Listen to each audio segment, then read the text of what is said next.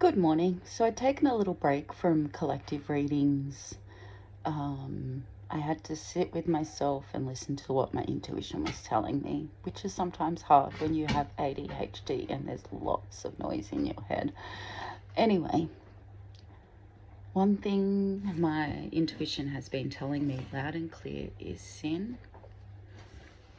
I think you've done the shadow stuff enough for now. You've been doing your shadow work for a really long time.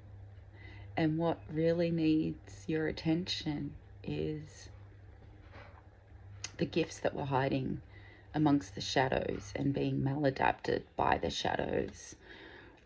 And anyone who has experienced childhood trauma or like your long-term domestic violence, things like that,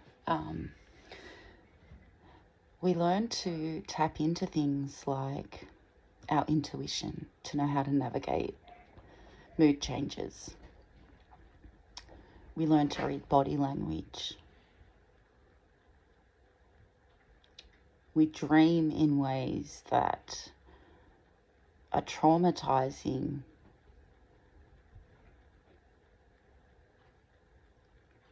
yet are telling us details that sometimes get overlooked by the idea that we are paranoid or crazy or all those things. But I've been thinking about my hypervigilance and how maladapted it was and how connected it is to my intuition. And as I've been working through my hypervigilance, which is just one shadow that has maladapted gifts,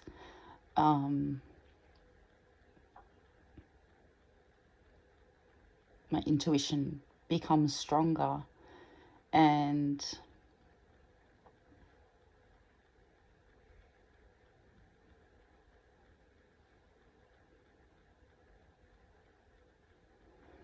I'm learning to use it for my growth, for the collective growth, for the collective consciousness, for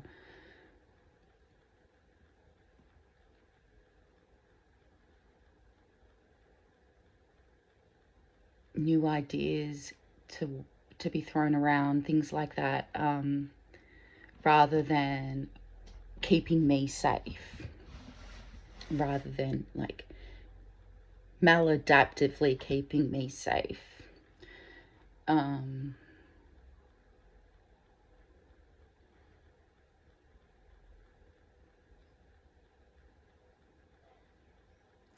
So yeah, I think today's reading, I would really like to pull shadow cards, but instead of talking about the shadows, the negative side of the shadows, talk about the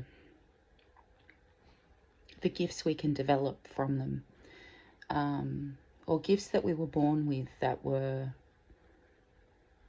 entangled with the shadows, you know? So I've got 4 decks out today. I'm not sure if I'll use all 4. I'm going to wait to see what I'm guided to use.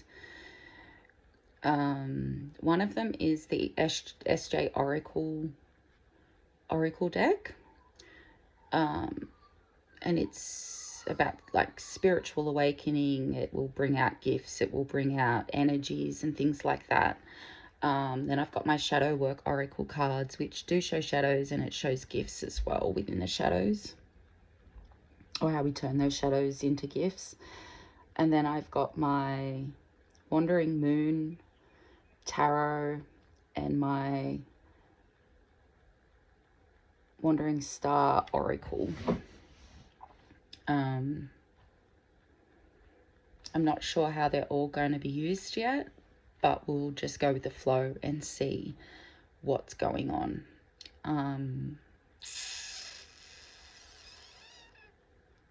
I am going to start with the SJ Oracle. I'm hearing 3 cards, so let's do 3 cards from this, and then let's move on to the shadow work cards.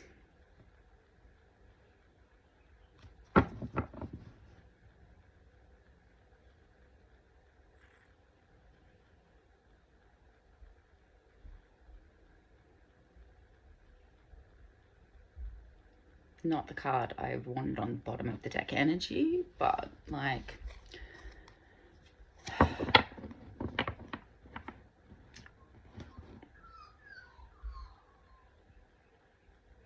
the card on the bottom of this deck is the Union card. There's not many relationship-y type cards in here, but there are some, because that's part of people's lives, right? But what I'm going to take from this is the gift of divine love that we all have within us, that birthright of ours, of unconditional love, of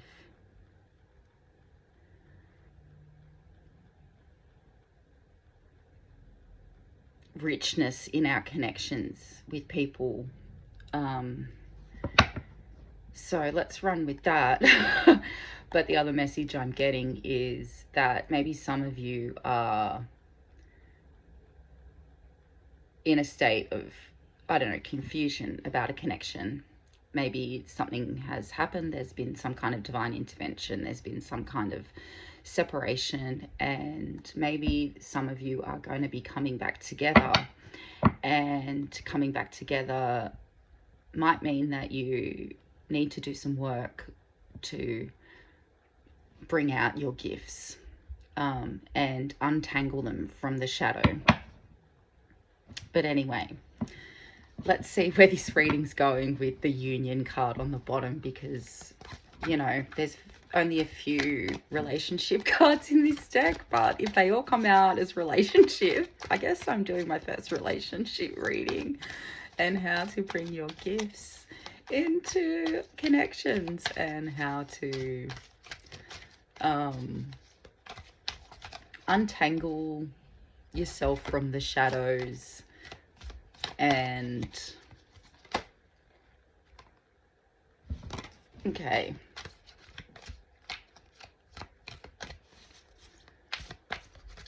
so some of you in the collective are leveling up. You're doing your healing work, you're finding that self-love, and there's an ascension happening. That there's upgrades happening to your subconscious thinking. There's leveling up in how you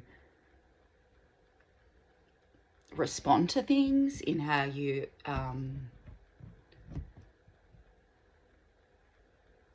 face challenges and things like that.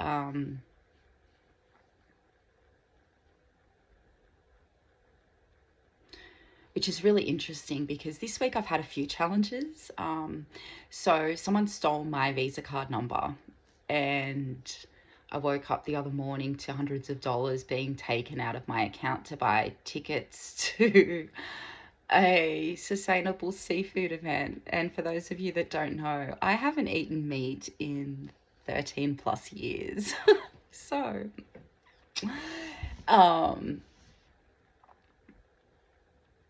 and being that I am in a position at the moment where finances are tight, I was thinking back to like how I would have responded to that 5 years ago even. And it would have fucked me royally. And I would have been like, the universe is against me. Like, I have all this bad luck. My life consists of bad luck. My life consists of some big conspiracy to make things hard for me. Turns out the conspiracy is me, and that I was clearly not thinking things through before I reincarnated here, and was like, hey, I think, my soul just wants to grow so much this lifetime. Just wants to grow so much. How about I sign up for blah, blah, blah, blah, blah, blah, blah. And well,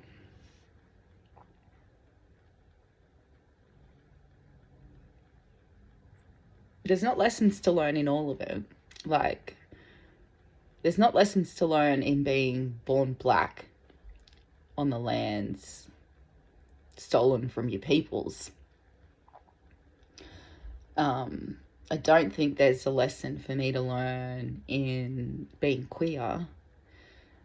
And I'm not sure there's a lesson for me to learn in having AuDHD and CPTSD. I don't necessarily think I needed to experience all the things I needed to experience to be able to learn those lessons, but apparently I set the bar very high for myself. Oh, anyway.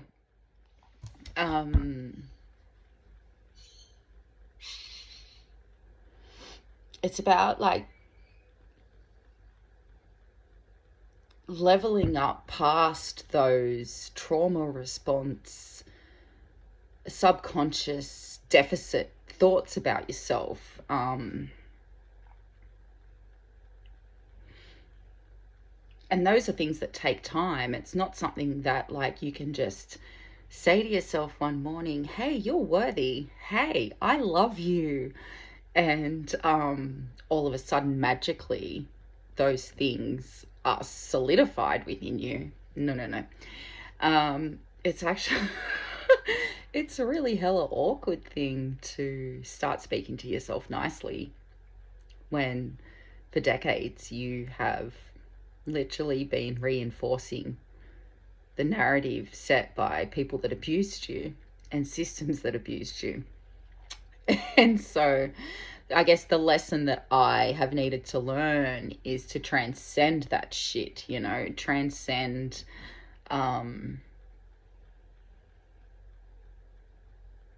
feeling eights of swords by my interpersonal relationships and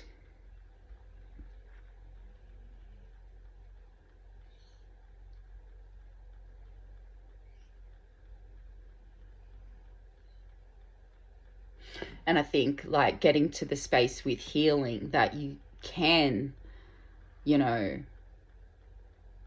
recognize where your trauma can go with certain situations and where you want it to start going, takes practice. And it's not so much about the CBT shit, because we know CBT is useless. But for me, it all started with the nurturing of those parts of me that I was taught I should be ashamed of, that I was taught I should be responsible for, even though I was not responsible for their creation.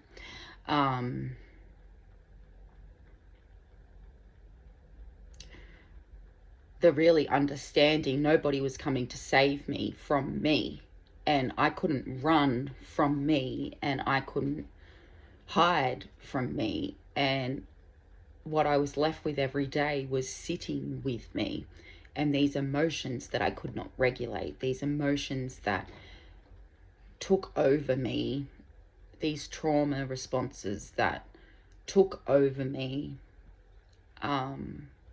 because I didn't know how to love me.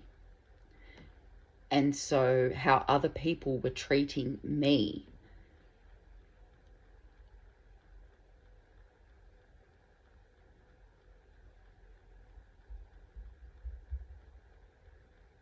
For a long time, I took as my deficit, rather than seeing, hey, that's their wounds, that's their wounds.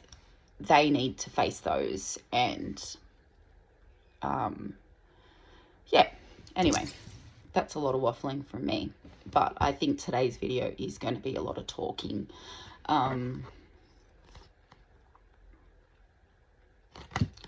We've got journaling.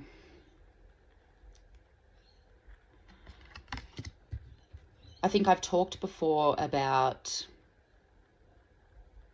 journaling as a form of releasing those intrusive thoughts that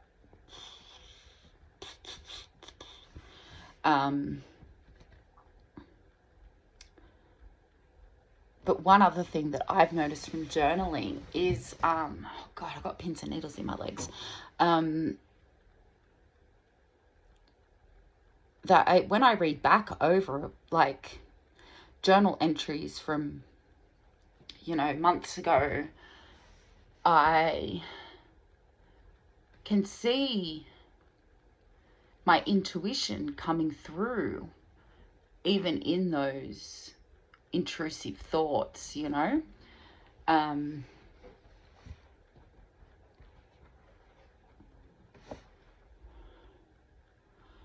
Which has given me the ability to start trusting that intuition more. And I still struggle with trusting my intuition. Like there's things I have absolute knowing about and then still will say, sin, you know. But, you know, that is what it is.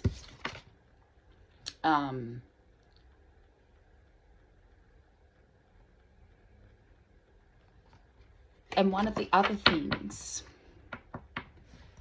that trauma will do is, as part of hypervigilance, is that you need to control your environment, right? And by controlling your environment, it's all about keeping you safe. It's all part of hypervigilance. It's, you know,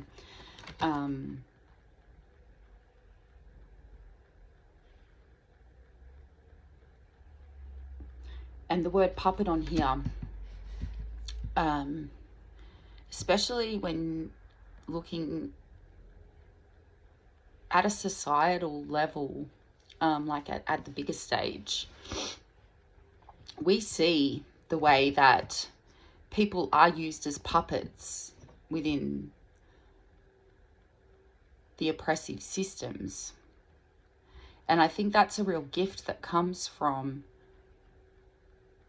healing your hypervigilance, is seeing that this control just doesn't happen within our interpersonal relationships. We ourselves are being controlled in lots of ways by these systems of oppression, that some people wouldn't even recognize as systems of oppression, because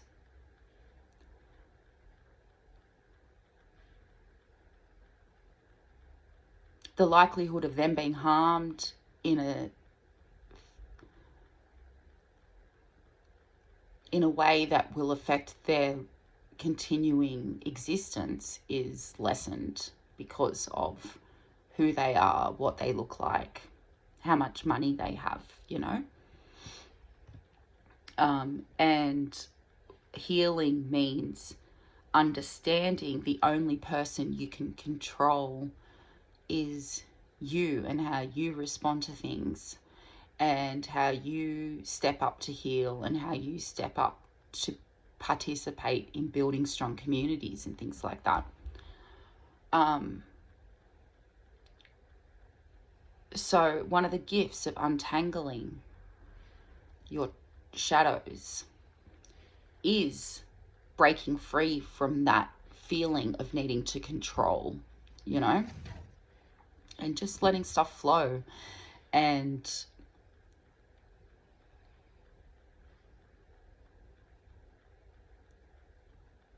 putting the focus back on how you respond. All right, so that's those 3 cards.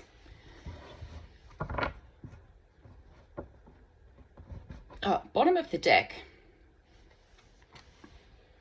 is the root chakra. So I know I said I was only going to do 3 cards for this deck, but being bottom of the deck being the root chakra, and I was called to look at the bottom of the deck, learning how to ground your energy is a really important gift. To create safety in your own body, stability within your own body, and home within your own body. Because so many trauma survivors avoid being in their own body because of the entanglement of shadow. That one of the gifts that we have for ourselves is to be able to find that sense of home within ourselves. Trauma sets that home inside of us on fire, and we feel like we've got to escape it all the time. But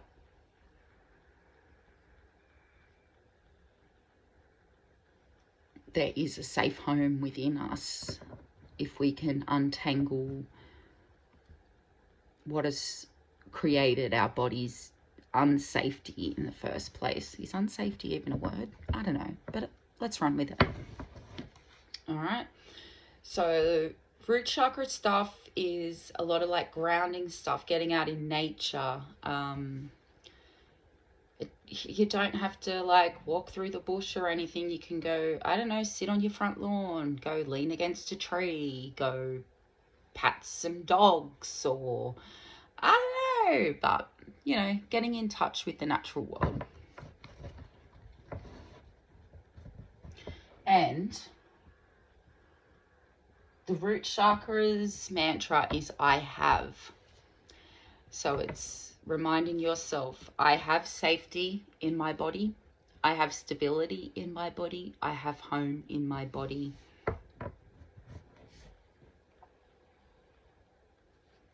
So yeah, let's pop these ones away for now and get out some shadow work cards and see what comes out with that. Not even sure if I'll pull tarot today, whether we'll just have an oracle read. Biggest gift, and I love that this card is at the bottom of the deck, because I think the biggest gift we can bring to the world is our authentic selves. Not the self that you've been told you should be, not the self you were raised to believe you were, not the dreams that your parents had for you, not the expectations society places, but you, your authentic self, who you really are, what lights your fire.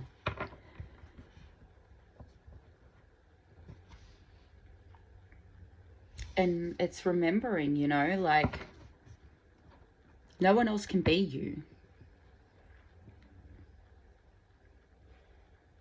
We all have commonalities, but we also have unique DNA. And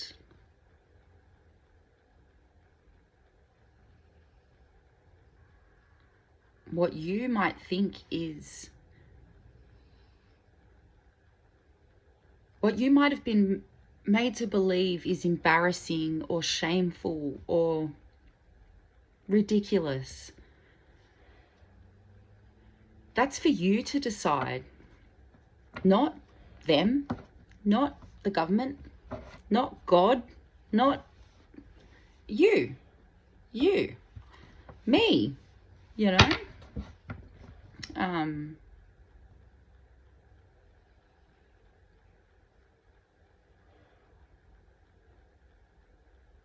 All right, let's see what cards come out. Let's do a proper shuffle.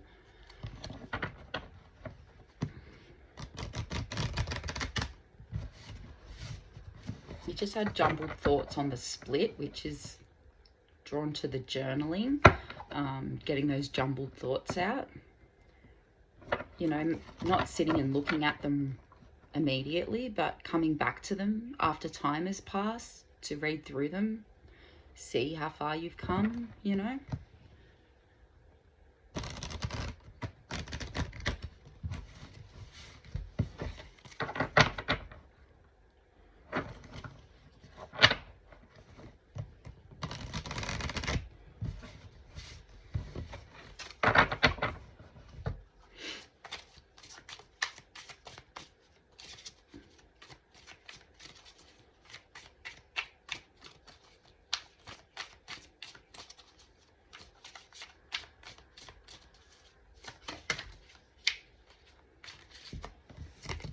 We've got the unseen patterns. So let's put that under control, because that's where I'm being guided to put it. Because, yeah, some of these control patterns that we do have, we don't even realize that we're enacting them, you know. Sometimes it's just trauma takes over. We have dysregulated brains, dysregulated nervous systems, dysregulated emotions. We don't have a properly regulated society in order to learn how to do any of that stuff in the first place, you know.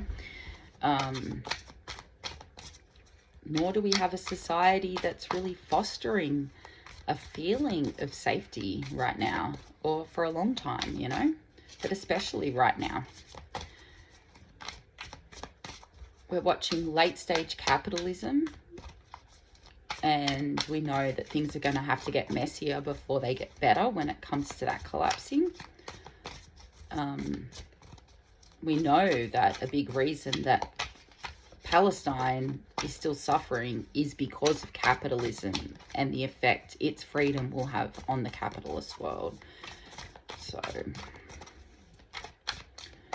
let's have a look at the gifts. I'm going to try and just get 3 from this deck as well.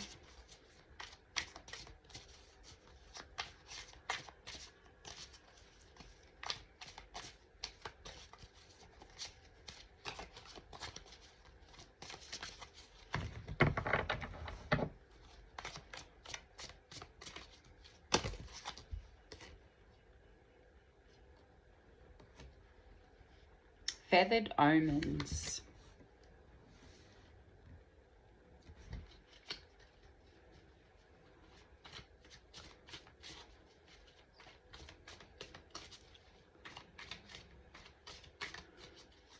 Like a rooster and the sunrise and that call of the morning, which is kookaburras here and magpies.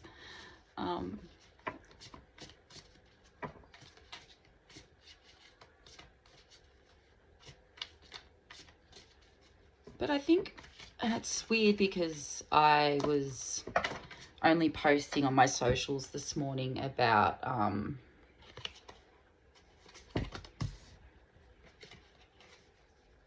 an apology that I made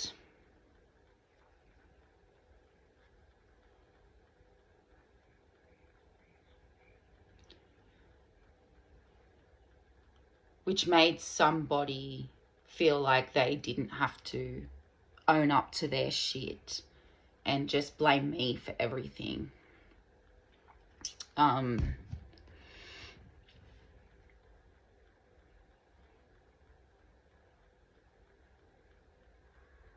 I know, logically, that was a trauma response of them, like deflection is. People afraid to look at themselves.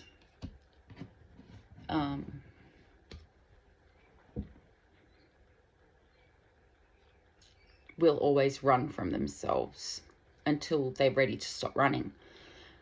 Some people are never ready to stop running, and that's something that you have to let go control over, is that some people don't want to heal, and some people are quite happy where they are, even if they're miserable where they are. Anyway, the feathered omens, even the sweetest bird harbors fierce intentions. I do have fierce intentions. My intentions are to heal work as part of healing the collective consciousness. My fierce intentions are to build strong communities. My fierce intentions is land back. My fierce intentions are that my people are free and all other Indigenous people are free. My intentions are that Indigenous land stops being pillaged by the greed of capitalism. My fierce intention is that people realize all of this, you know? And when I fight for those things, I fucking fight for them. But I'm also an incredibly compassionate, empathetic person who cares deeply about what's happening to my fellow human beings, and also to the animals that we share this planet with.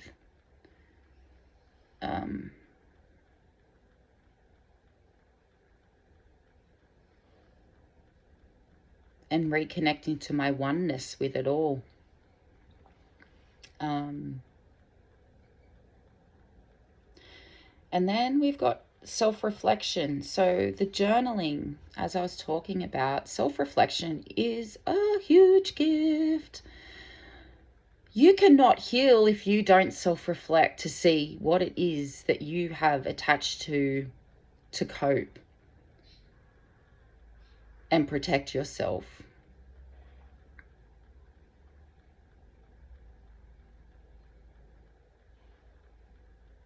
If you don't self-reflect, and the thing about self-reflection is, and why people avoid it, is the depths of shame that people feel.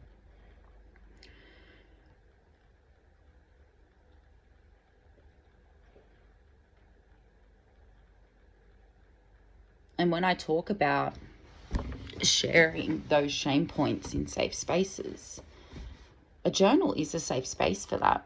That's between you, your higher self, higher power, whatever you call that higher power.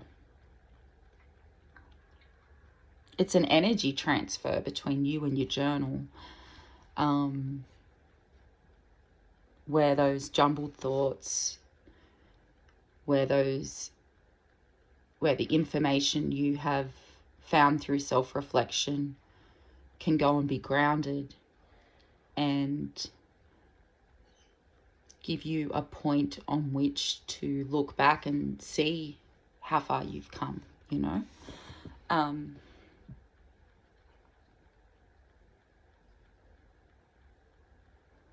Self-reflection is all about having awareness. It's all about making improvements to ourselves and how we show up in the world, how we show up in our connections with people, no matter what those connections are. And then the unseen patterns. Like I was talking to you about the tools that we enact to protect ourselves, like control, like deflection, like running away, like all of those things. A lot of the time they're working in our subconscious and we don't even see them ticking, but they're affecting our thoughts and our logical decision making, and they're shutting out our heart space from any of that decision making, you know. And so doing that daily work of practicing self-love, self-forgiveness, building that self-worth, cutting the ties to continuing those cycles of abuse that we were exposed to, you know, and that shaped who we grew up to be. And then the bottom of the deck energy is, you know, learning to ride the storm. And I'm reminded that in most Indigenous cultures, when there were big storms, our people didn't walk the opposite direction to the storms. We walked through them, you know, because we knew the fastest way to be done with the storm was to move through it.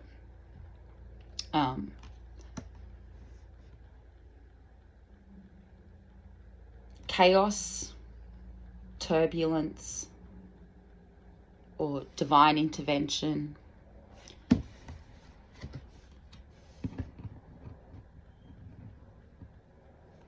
Sometimes enter our lives to shake things up because we are so stuck and stagnant in ways that are hurting us, you know. And that's not to blame you for any physical illnesses that you have or whatnot, but it's understanding that many autoimmune diseases are created and fester because of all of this trapped trauma within us, and trapped within the trauma is these gifts that can help us break free of it, you know. And I say this as someone who has complex post-traumatic stress disorder.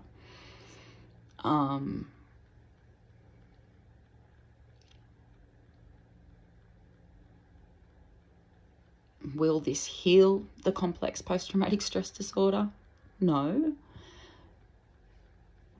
But part of healing with post-traumatic stress disorder is learning to manage how these things come up better, so that we're not sabotaging ourselves, so that we're not stuck in these cycles of repeated trauma, repeated deficit, repeated poverty.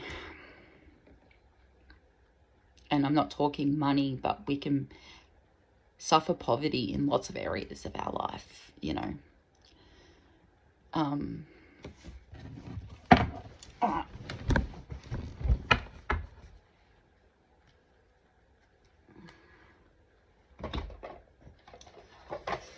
Let me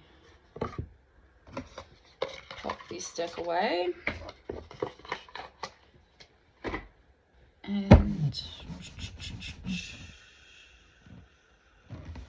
I think I am going to do tarot. We'll just pull 3 tarot cards for advice.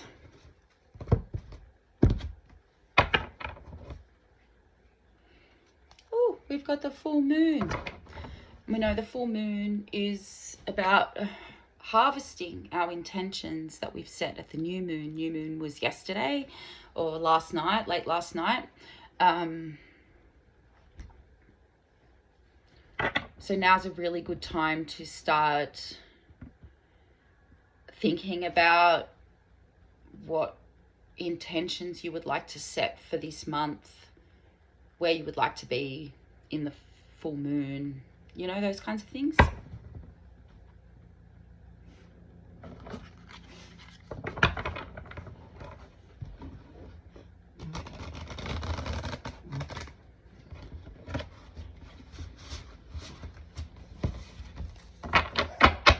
Anyway, back to all of this. With that union card coming out at first, these could all be things that you need to enact to bring about inner union, balancing those inner energies. And self-love is a really important part of coming into union with yourself.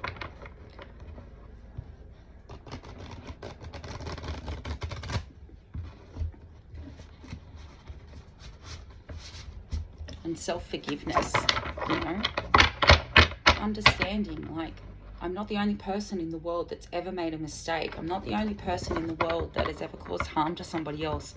I'm not the only person in the world that feels like they failed their kids, you know, like, fuck.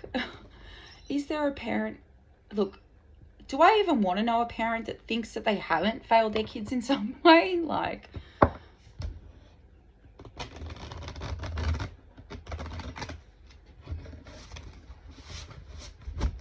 all right.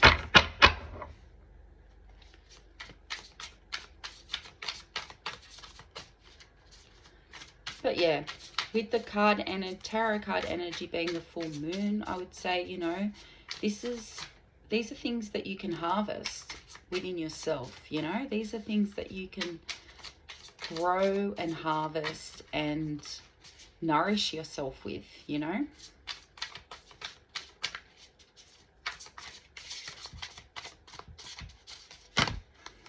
All right, we've got 3 cards.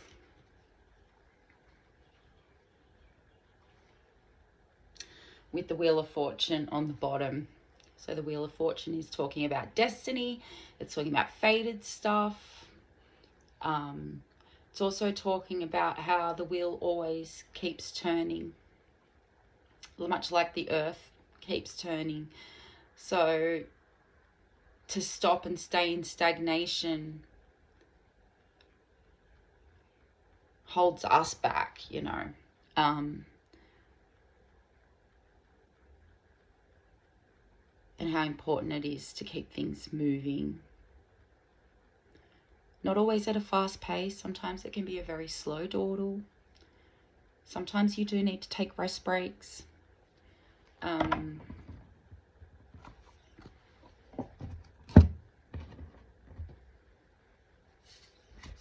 But that you were also destined, sorry, 4 cards came out, that you were also destined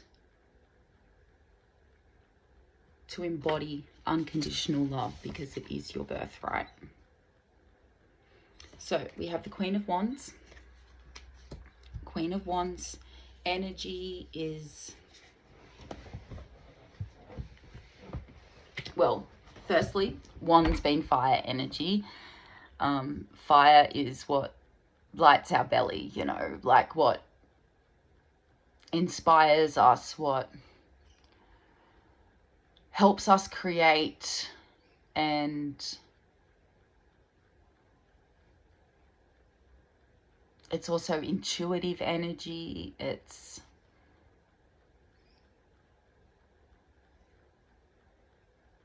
Queen of Wands energy is quite magnetic. But 4 cards came out at once, so let's see what they all are and see how the energy all stitches together. We've got the 8 of Moons, which is the 8 of Cups in normal tarot, which is usually walking away from things that do no longer serve you. All right, so those maladaptive ways that we use the gifts that are entangled with our shadows is something that we need to walk away from. And we need to start walking towards how using those gifts to empower us. We've got the 6 of Wands, which is victory. And then we've got the 3 of Stars, which is the 3 of Cups, which is community for me. Well, that's how I'm reading it within this. So it's talking about, you know, tapping into that intuitive energy to know what it is that you need to walk away from, what it is that no longer serves your growth, what no longer serves your life path, what no longer serves you. And finding victory in what does serve you, in what does align with you, in what is meant to be in your life. And the 3 of Stars, and bringing that to community, sharing it with community, with your collective, as a means to be part of raising that collective consciousness for healing in this world. Anyway, that's it from me today. Thank you for hanging out, and if you've got any questions, as always, leave comments. Like, whatever, do your thing. All right, I'll see you next time.